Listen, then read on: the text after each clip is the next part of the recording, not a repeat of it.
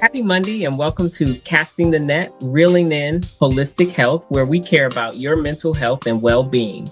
I'm your host, Coach Rice, and I want to make sure that you tune in every Monday at 8 a.m. Central Standard Time, where I have my special guest on to talk about real issues that matter most. I want you to check us out on YouTube, Facebook Live, on Business Facebook page, also on the Be Awesome Network. Stay tuned. I think you're going to really like this next guest. Happy Monday and welcome to Casting the Net, where we care about your mental health and well being. I am your host, Coach Rice, and with me today, I have a certified health and nutrition life coach. His name is Michael Dorfman. Michael, tell us where you from and how long have you been in nutrition and health and in that arena? How long have you been in that field? Okay. Well, I'm speaking to you from Mexico. I've been living in Mexico. Actually, I was born in Brooklyn, New York. I don't know if it's my Okay, I'm accent. familiar. Okay. So, but I've been living in a total about 53 years in Mexico. And I'm really loving it here. So I was born in Brooklyn in 1942. So I'm Mm, 84. I was 84 years old in January, and 84, actually 84 and a half now. So and I'm really? thriving. Yeah, I'm enjoying my life, and I got interested in health. Uh, so in 1976, I became a vegetarian. Before that, I did so many things. Went to university, postgraduate, Queens College, bachelor's degree in Brooklyn College in psychology, and I played football in college. In high school, I got four football scholarships. I was a bigger guy then. I played the line. Now I'm not that size anymore at all because I weighed close to like 200 pounds when I was playing football. Now I weigh 134. So but I'm playing. Wow. I play a lot of pickleball, Oh, so wow. I'm a pickleball fan. I played this morning. I usually play like 3 or 4 times a week. I, uh, I was always into competitive sports, whether it was football, basketball, baseball. I just loved it when I was younger. And as I grew older, I couldn't find any competitive sports, but I got into health. And one of the most important things for me now is playing pickleball because it's a very healthy sport, especially for people as they age. It just uses so much of the mind, the body, the physical and the mental clarity, and it tests your sharpness, your reflexes, your mind-body connection. So it's something I really enjoy doing now, and I really love it. So that That's was. good. But I really became interested in health. I became a vegetarian in 1976, but at that time it wasn't really for health reasons. It was Okay. more I became interested because of I became interested in Eastern philosophy and religion, which I'm still interested in now. And at that time, I knew that a lot of people on that side of the world were vegetarians, so I became a vegetarian, basically for that reason. But what was happening to me is I was getting ill a couple of times a year, and I didn't know why. It was not the serious illness. It was more like sore throat, congestion, headaches, fever, Okay. like flu-like symptoms. And I was getting sick, and I didn't know what the reason was, but this was happening every year. My brother, who's still alive, he's in his 90s now. He was just 90 last year. Lives in New York. He was plant based at that time, and we're talking about 1976. He was already plant based about 10 years, and Mm, even before the word vegan was even, many people didn't even know about that. So he told me that maybe the problem was I was eating dairy, even though I had given up the meat. So I couldn't give up the dairy because I love pizza, I love cheese in general, yogurt. So I said, forget about it. And I went You didn't on want years. pizza without the cheese? No. Now I do. But anyway, then I couldn't give it up. So I told him, forget about it. And I went on and I still kept getting sick. So finally, it was about 18 years ago that he told me about, he told me to read the book. It was called The China Study, which was written by T. Colin Campbell, who's a biochemist from Cornell University.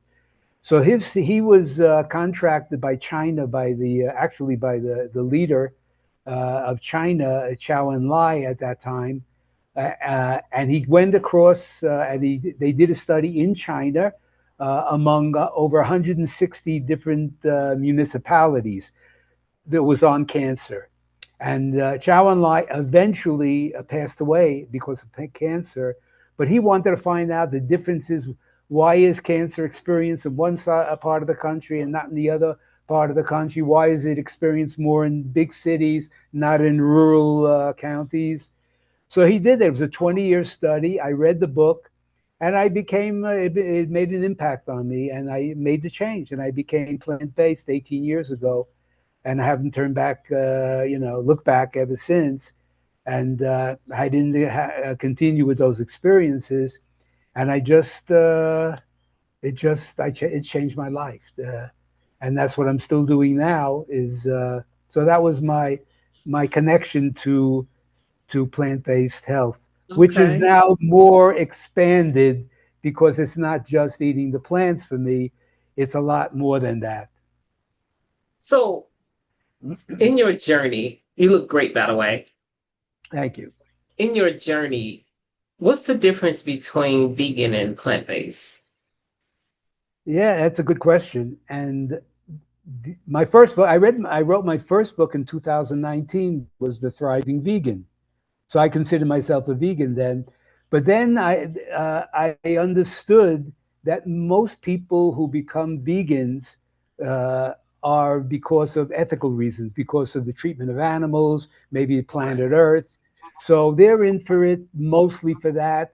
And they don't eat anything that's, animal products at all. They don't use animal products, shoes or belts or anything like that. But the main reason is the way the animals are treated, and they're still treated today.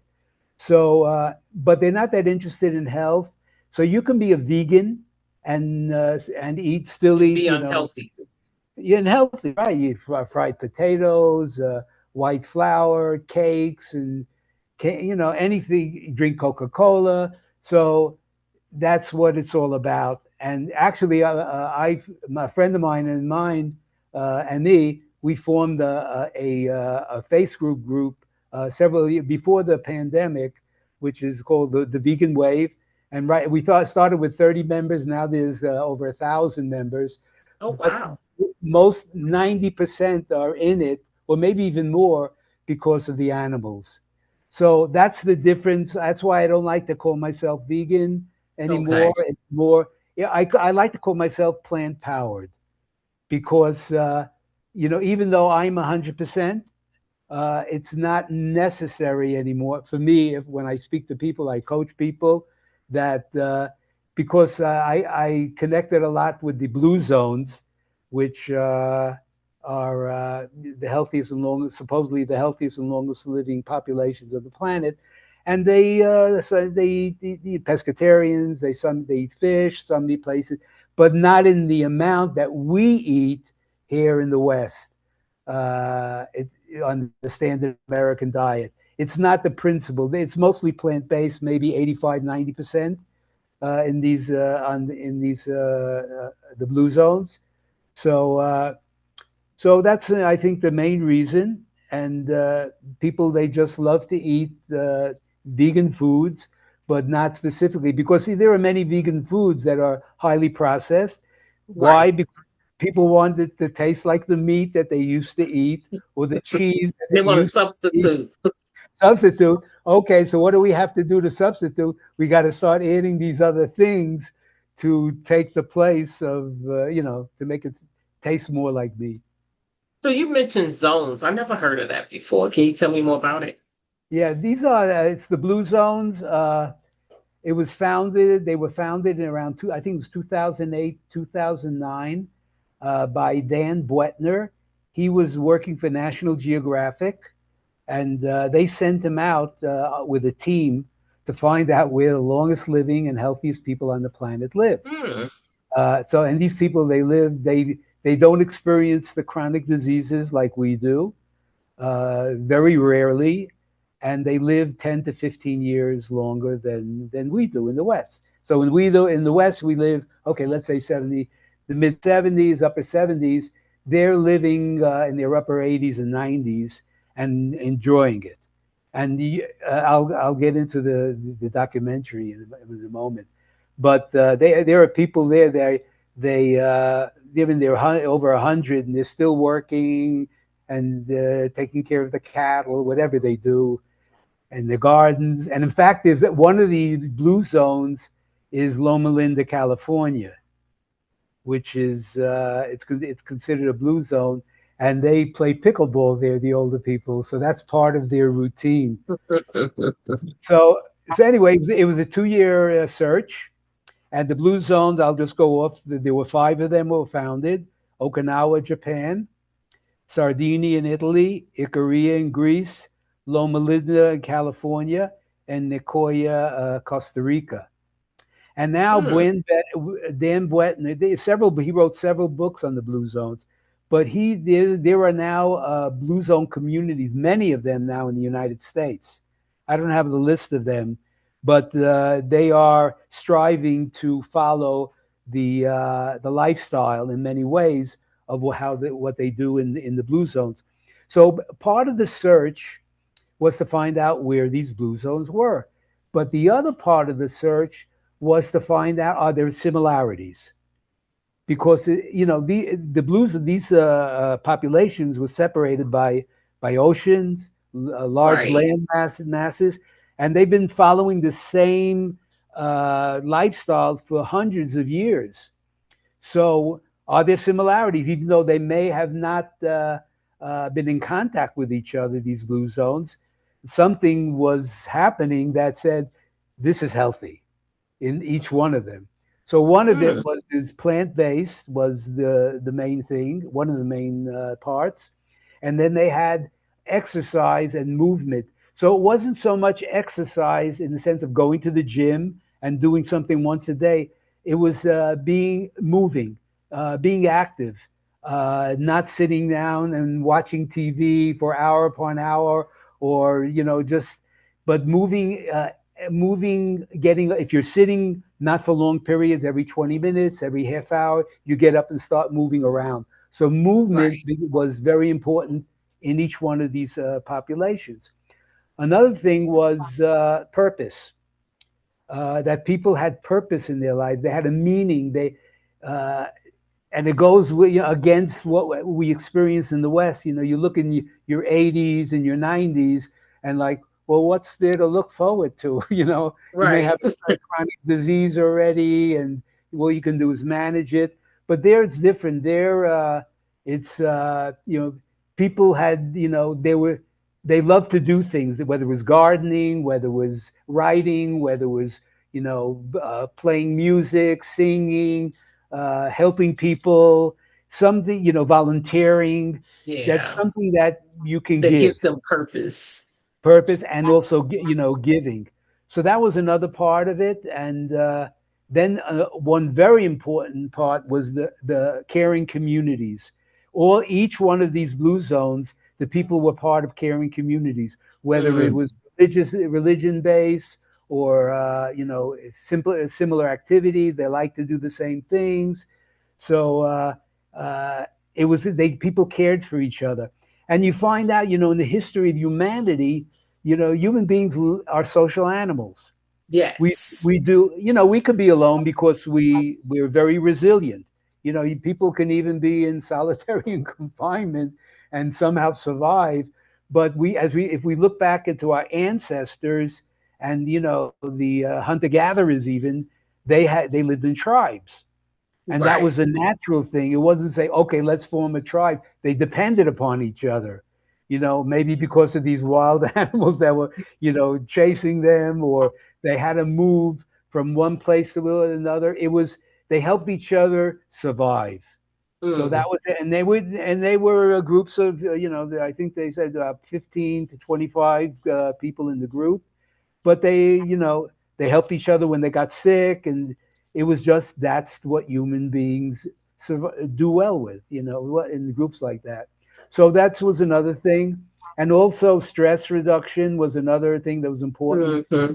Meditation, Tai Chi, Qigong, breath work, which I do a lot of.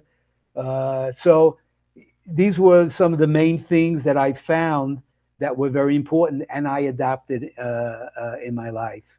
So Oh, I do. okay. So that was the thing, and then I went on, and now I'm doing other things because there's a whole new movement, for longevity. Longevity is like a very popular topic now. So that's what I that those are the blue zones. That was all about. Wow. So let's talk about your latest book, The Longevity Wellness Revolution. Tell us about it, and what is it that you hope and the readers get out of it? Okay. Well, this is the book. Okay. This is the book, and it's the Longevity Wellness Revolution: a bold new blueprint for thriving in the fifth stage of life. And I call the fifth stage of life from 80 to 100 plus. So why did I divide it up into five stages? Well, I divided life into like five stages, and I go into it more in the book. Stage one is like from 1 to 19, when you had a lot of growth and you're experiencing things, and hormonal changes. We're growing. So that was the first stage. Then you have the second stage of life is from 20 to 39. It's when people go to studying, they go to university, they may find somebody, get married, have children, get a home. To 39, from 40 to 59. Supposedly, you reach to get some success in your life. The children leave home, and so that's the 50. And then you go into 60 to 79. People are looking towards uh, retirement. So now it's time to retire. And the big mistake is they retire and they don't do anything. So it's just, oh, I don't have to work anymore, da da da da da. And you just you get into into a mindset of just taking it easy, and that's exactly what we need to really thrive as you get older, because everything slows down. We need, this is what I find in my experience now. I'm 84, is that we love our body, and our mind requires challenges. That not doing anything is bad. If not doing anything is just, we're just gonna it's gonna winding down, and that is not healthy for our minds, and it's not healthy for our body. So what I'm all about is challenges, is doing things that keep me alive, you know give me energy, keep me focused, keep me clear, so I can make conscious decisions. My purpose in my life, my purpose is to helping people, writing, doing podcasts. I'm getting ready to launch my books, coaching. So this is this vibrancy that I feel, and this is what we can experience. The problem is that this is not what people believe. People believe that they're in their 60s and in the 70s. It's I'm not saying not everyone, but there is nothing that really helps us to get beyond the 70s.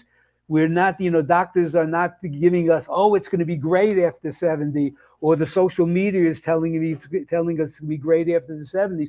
On the contrary, you're over the hill, or it's there's nothing really much to give. Now's the time just to hang out, sit out on the porch, and just relax and wait.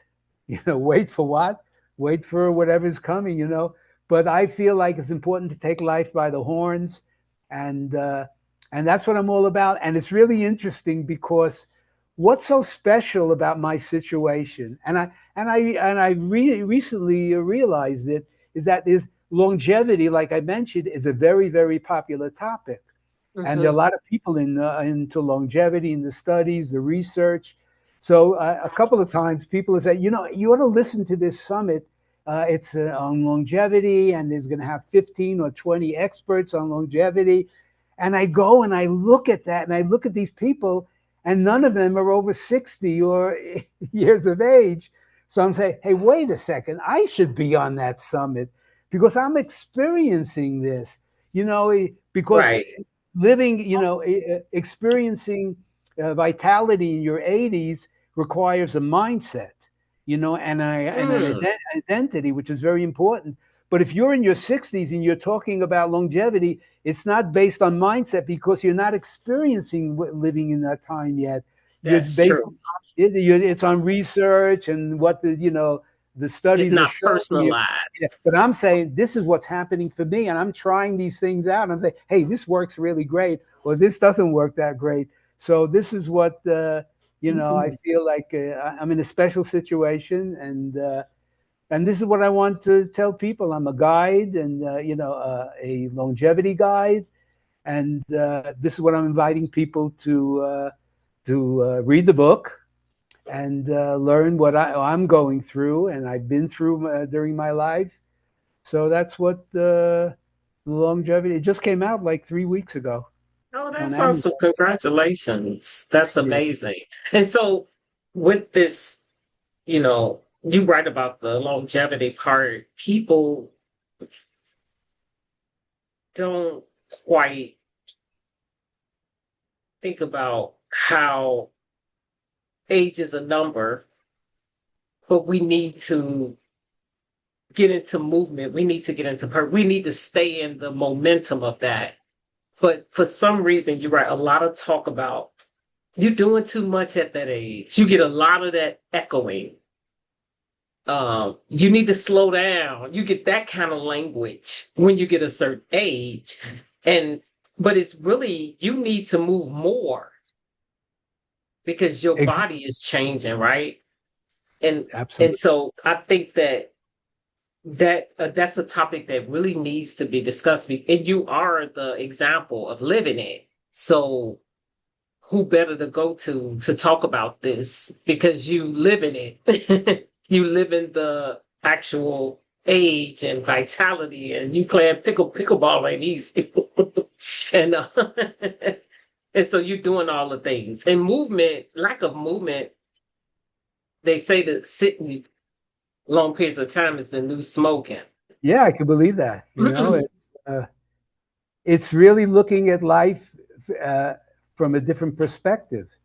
And Mhm. and that's why I mentioned the mindset is very important because when you get in the like my mindset is I don't think about what age I am. I do once in a while, but it's not like central in my life. Hey, I'm 84. And Right. it's true that I don't have that many years left. I mean, even if I live to 100, it's like another 15 years. It's not that much, but it comes back to this thing of like understanding what life is. Life comes once. Yes, people think, may believe that, okay, you reincarnated, you come back, or you go to heaven. I don't know about that. But I do know that this is real for me. And this is like, even like heaven on earth, it's like this is what we can experience because we know this is real. So I life for me is our greatest gift. Mhm. Where it came from, how it came, I don't know, because it's a gift. I got it. I didn't ask for it, I got it. So Right. here I am experiencing this gift that comes around once in eternity for me. As far my name, Michael Dorfman, I don't know anything, but it's here now. So I want to have, You want to experience experience it. the preciousness of life. And there's another gift that's really important. And this is what I also, you know, talk about a lot is the gift of our body. because this is the Mm-hmm. temple where life Yeah, the lives. temple. Yeah, it's a temple, and so if you really want to enjoy your life, then you should really take care of your body, because no matter what, if you get a chronic illness and things really turn south and bad for you, it's not easy to really enjoy your life. So you really That's want true. to do the best you can, and if you do get a chronic illness or you do get something that's not very health wise, you know search for ways to get it maybe reversed, because through proper nutrition, what I for me is plant-based nutrition, and lifestyle practices, many things that you can live a long healthy life even if you do have a chronic disease. I've been on podcasts of multiple sclerosis, type 2 diabetes, autoimmune diseases. I'm coming up with one on terminal cancer. And the reason it's really great, because the cause, it's all the same how you can deal with it. It's really, if you live your life to the fullest and you take care of your body and you just have a positive outcome, things can really go well for you, even if you're not feeling that well. That's And true. that's what the possibility is. It's so powerful. The mindset is so powerful. And if Mm. you have a mindset that yeah, I'm really enjoying this life in my 80s and hopefully in my 90s. And what does it mean to enjoy? What does it mean to be a person who enjoys this life? What should I do? What should I eat? What should I give my body? What should I feed my mind? How should I reduce my stress? So you start focusing in on all the things that continue the vitality, that continue, that you're allowed to thrive at whatever age you are, because you're never too young. And that's another point that's really important. Maybe people don't think about living, aging in their 30s or 40s or 50s. They don't think about it because, you're young, you're in your teenager, you think you're going to live forever. So, but, That's true. it's true. But, it's not true that, all of a sudden you get cancer, all of a sudden you get a heart.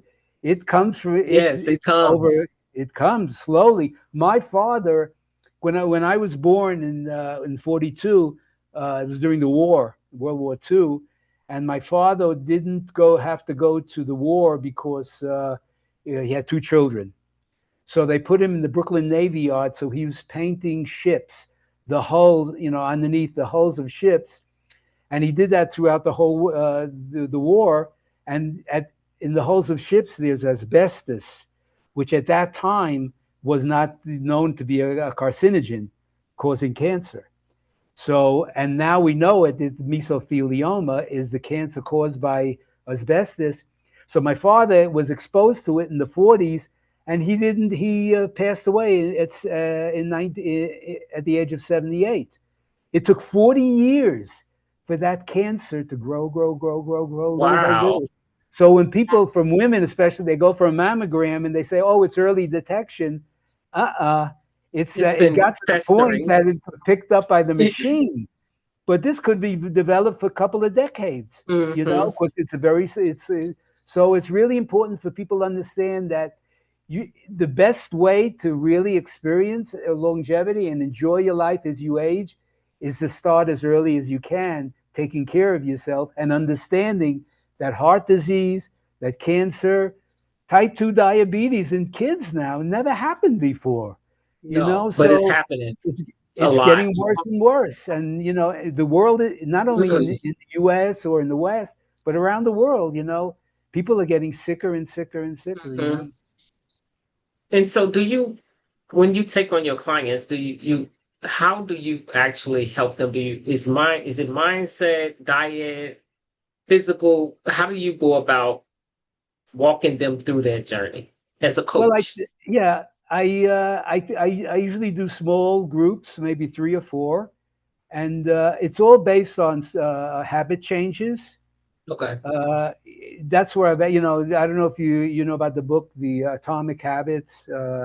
It's a great book about building habits because we're human beings are creatures of habit. So most of us, we like habits that we keep on doing, that we continue doing the things, whether they're good for us or not. So, I'll all depends, but what's very important is, in maybe the initial thing I get started with is nutrition. So I'll start with, finding out what people are eating, and then I find out, oh, they're eating some good stuff, and they eat meat, and I'm not into don't do this so much. I'm into Okay. adding more of the good stuff. And if the good stuff gives you changes, like, oh, okay, you start eating healthier, plant-based, you lose some weight, you feel more energy. In other words, you get some reward. So I'm into that, and then say, okay, so that worked. So maybe the next step is, let's expand a little bit. And people, when they get the good results, then they start seeing that, hey, it's not that hard to change a habit. So I Hmm. start, with that. And then, because I do some Tai Chi, and I do Qigong, and I do breath work. So a little by little, it'll depend upon, the person. I'll introduce some changes, and then I'll, maybe once a week we'll meet, and then I give them some work to do, for the week that I'm not with them, but I'm always on call. And so this is the way it is done by me: is lifestyle changes, changing habits little by little, and if dealing. A lot of people have stress, and how to deal with stress. So and if I have some people that have some sort of a trauma that I can't, I'm a coach. I'm not a doctor, so Right. I don't want to get into that. So, I'll help them. I have, other people that I can refer them to. And so that's the way I work it. But it's changing, making small changes that people can do. What's the smallest change you can make right Right. now? Let's start with that. So that's the way I've been doing it. Oh, nice. Okay. And so people can join those groups by just making an appointment with you and do a consult. How does that work? Yeah, you can do it on my website. On my website, I'm planning right now to have a course, which is going to be Okay. an online course, so people can do it by themselves. Well, it's I'll be giving the teaching, so I'm working on that, and yeah, so through my website, contact me. Okay. Uh, And we'll have that in the okay, video as well. Okay. Well, what's one piece of advice would you like to leave the audience? yeah. I think that the one piece of advice is, it's never too early to start, and it's never too late to start. So if Okay. you're young, yeah, just, and remember that it's a lot of this requires you have to take responsibility for your health, because if you go to doctors, they help in certain circumstances, but you want to really start understanding that your body has incredible healing powers. So if Mm, we should start tuning into our own body. So we have to become responsible for our own health. And I'm sure that's what's your response, with holistic health, and that's what you yes. do as well. Yes, you're right. We got to be responsible for our own health. But thank you so much, Michael. I really, truly enjoyed our conversation. And, I know that, you know, it's nice to be able to help people when you have walked that journey yourself. It's always nice. And to the audience, if you really want to know what it looks like to have longevity and also to find out what healthy looks like and want to be part of the blue zone, please reach out to Michael and set up an appointment so you can really get the knowledge that you need. And until then, I would say definitely subscribe, follow, please comment and let us know how we doing. Until then, have a fantastic Monday. It's your time to shine, and your journey's a chart. Coach Rice Wisdom.